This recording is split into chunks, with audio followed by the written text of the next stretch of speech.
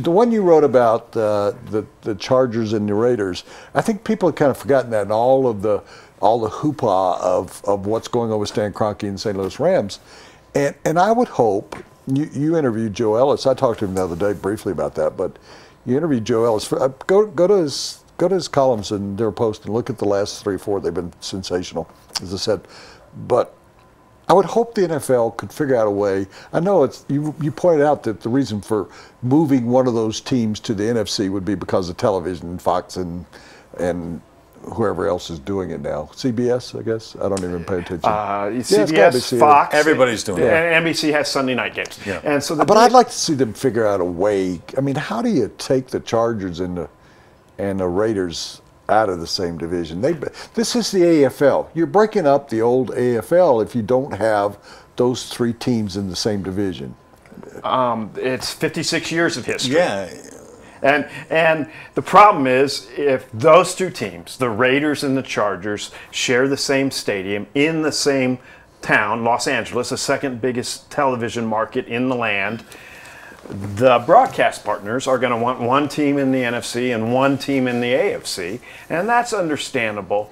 I think the best hope, if you want that old AFL to stay together, is that Los Angeles decides, or the NFL decides, I should say, that one team is the best way to start in LA rather than try to go from 0 to 2 or 3 teams, and the Rams stay in the NFC. Oh, come on. And I don't think that will happen. I don't think that doesn't even happen in the English Premier League.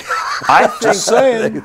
I know from talking to folks, Joe Ellis included, that NFL owners have dealt with the Spanos family for a long, long time. I mean, put it any way you want. The Spanos family is part of the old boy network in the NFL. And NFL owners think the Spanos family has been good stewards of the Chargers, and also believe that San Diego's given them a raw deal and put them on the back burner forever in terms of a new stadium for 20 years now. So if the decision is made on sentiment, they'll let the Chargers go to LA. But I'm never bet against Stan Kroenke and his business acumen. Sure. I've got to add, though, here's what I think that San Diego will give in. That San Diego's got to have that team. No basketball team, no hockey team, not much of a baseball team. I think they're going to break. I think Stan gets his way and goes to LA with his project, and the Raiders end up going to San Antonio or to St. Louis.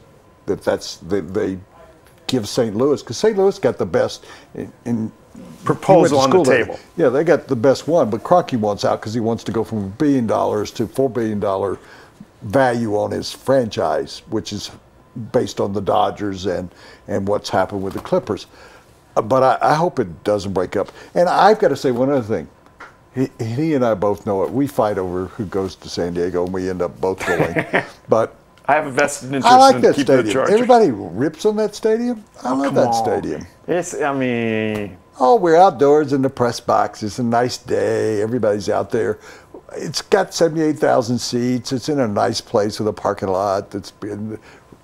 You've been out there 50 times. Many times. The bowels of the stadium are a wreck. Yeah. Just a wreck. We're going to do a reconstruction project. But we spend a lot of time down there, and it's just not enjoyable.